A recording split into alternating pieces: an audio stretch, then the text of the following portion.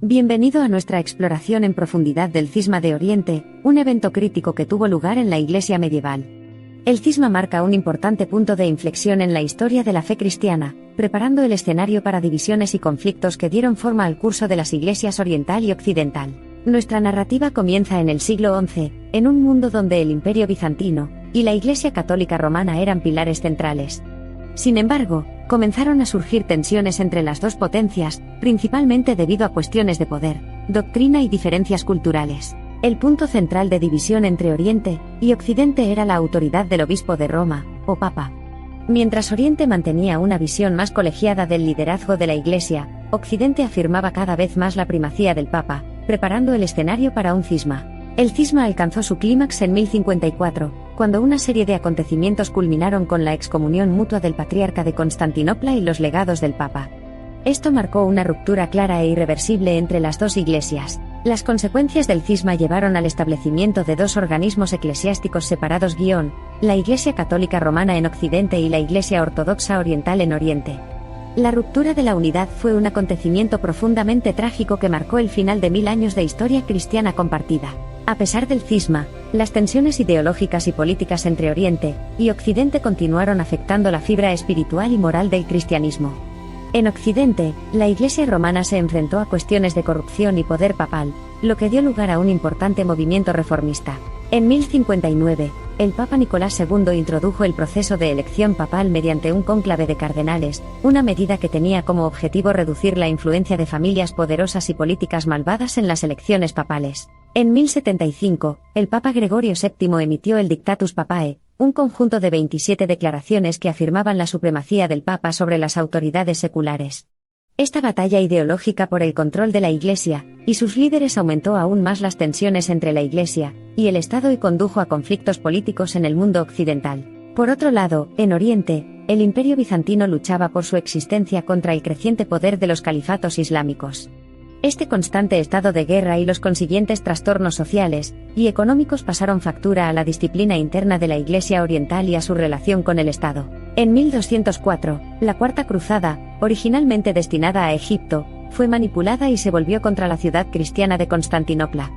La ciudad fue saqueada sin piedad, lo que provocó enormes pérdidas de vidas y daños irreparables al patrimonio cultural y religioso tanto de Oriente como de Occidente. El acontecimiento de la Cuarta Cruzada fue un golpe colosal a la unidad de la cristiandad y, en particular, a la relación entre la Iglesia Católica Romana y la Iglesia Ortodoxa Oriental. El cristianismo dividido se enfrentaba a una amenaza existencial común, pero los puentes de reconciliación seguían quemados. El cisma de Oriente, con sus raíces en diferentes puntos de vista teológicos y culturales y agravado aún más por la agitación política de la época, fue una barrera firme para la reunificación de las dos iglesias. Los impactos del cisma repercutieron en los siglos siguientes, culminando en los trágicos acontecimientos de la Guerra de los 100 años, y las excomuniones emitidas entre el Papa y el emperador bizantino sobre el control de la Iglesia oriental. A medida que evolucionó el escenario geopolítico, el movimiento de reforma comenzó a agitarse en el siglo XVI, con Martín Lutero desafiando las posiciones eclesiásticas y doctrinales de la Iglesia Católica Romana.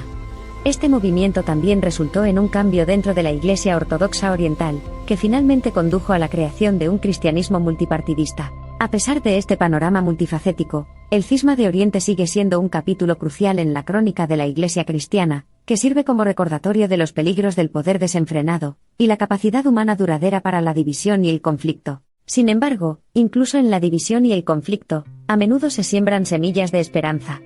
A medida que avancemos en este camino narrativo, descubriremos las historias de coraje, resiliencia y fortaleza de líderes y creyentes comunes y corrientes que trabajaron incansablemente por la reconciliación y la unidad dentro del cristianismo. El siglo XXI presenta un eco moderno de las tensiones medievales con el cristianismo dividido en numerosas denominaciones.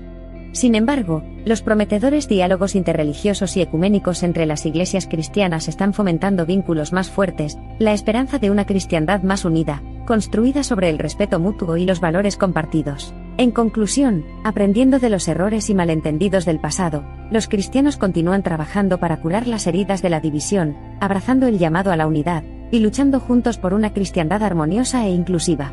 Estén atentos mientras exploramos más sobre personalidades influyentes, los momentos catalizadores y los esfuerzos abrumadores a lo largo de los siglos en nuestros episodios exploratorios posteriores de Tales of Faith.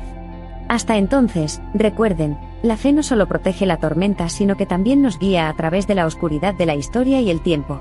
Nuestro viaje aquí puede tener su fin, pero recuerda que más allá de cada fin, hay un nuevo comienzo. Y ese comienzo comienza con nosotros, hoy, aquí, en los pequeños pasos que damos hacia la comprensión, la reconciliación y la unidad. Antes de separarnos, recordemos el cisma oriental como un llamado a la armonía, un llamado a sanar las divisiones, y un testimonio de triunfo que no reside en el poder, sino en el espíritu colectivo de la humanidad.